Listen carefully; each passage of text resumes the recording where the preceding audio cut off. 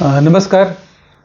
મહાશિવરાત્રિની આપ સૌને શુભકામનાઓ અને ગુજરાતમાં આવતીકાલથી શરૂ થઈ રહેલી ધોરણ 10 અને 12ના વિદ્યાર્થીઓને આવતીકાલની પરીક્ષાઓ માટેની પણ શુભકામનાઓ. મિત્રો, 3 પ્રકારના વિદ્યાર્થીઓ આપણે ત્યાં હોય છે: સ્લો લર્નર, મીડિયમ અને ફાસ્ટ લર્નર.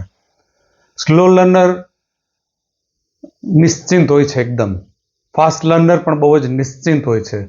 જરા મરો હોય છે એ વચ્ચેના વિદ્યાર્થીઓનો હોય છે, કારણ કે મોટે ભાગે આ મીડિયમ જે લેવલના વિદ્યાર્થીઓ છે એમના પોતાના સપના કરતાં એમના મા બાપના સપનાઓ, એમની આશાઓ અને એમની મહત્વાકાંક્ષાઓ એનો ભાર એમના ઉપર લદાયેલો હોય છે કે મારે મારા બાળકને ડૉક્ટર બનાવવો છે, એન્જિનિયર બનાવવો છે, ચાર્ટર્ડ એકાઉન્ટન્ટ બનાવવું છે. તો આવા જે મીડિયમ લેવલના વિદ્યાર્થીઓ છે એમને હું કહીશ કે તમે નિર્ભર થઈને પરીક્ષા આપો.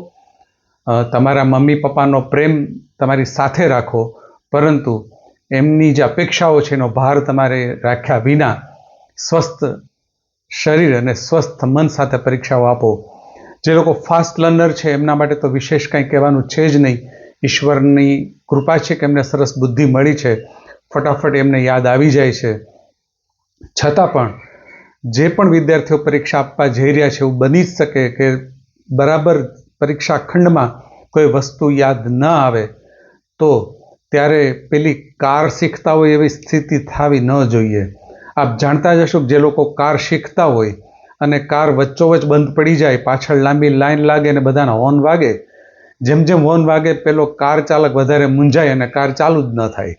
ખરેખર તો કાર ચાલુ કરવી સહેલી હોય છે, પણ એટલો બધો ગભરાઈ જાય. આવી સ્થિતિ આપણી પરીક્ષા ખંડમાં ન થાય એ આપણે અચૂક ધ્યાન રાખીએ કે મને આવડે છે એટલું સુંદર લખીશ. અને ન પણ ક્યારેક યાદ આવે. કેટલા બધા ગેજેટ્સ છે, માની લો કે આપણી મોબાઈલની સ્ક્રીન ક્યારેક ટાણે જ કામ ન કરતી હોય, કેટલા બધા ગેજેટ્સ છે ટાણે જ કામ ન કરે. એમ આ પણ આપણું એક નાનકડું ગેજેટ છે ઈશ્વરે આપેલું, કદાચ ક્યારેક ટાણે કામ ન પણ કરે.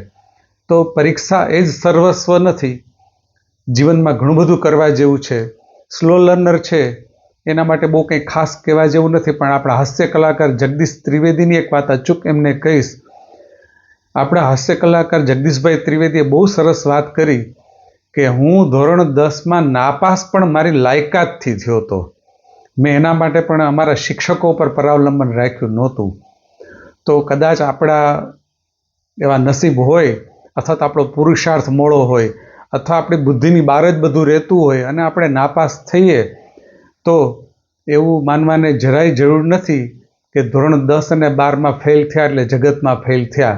એનું ઉત્તમ ઉદાહરણ જગદીશભાઈ પોતે છે કે જેમના ઉપર લોકો હવે પીએચડી કરી રહ્યા છે. આવા અસંખ્ય લોકો છે કે જેણે ધોરણ 10 અને 12માં વિશેષ કાઠું નથી કાઢ્યું અને છતાં પણ એ લોકો ઉજ્જવળ કારકિર્દી બનાવી શક્યા છે.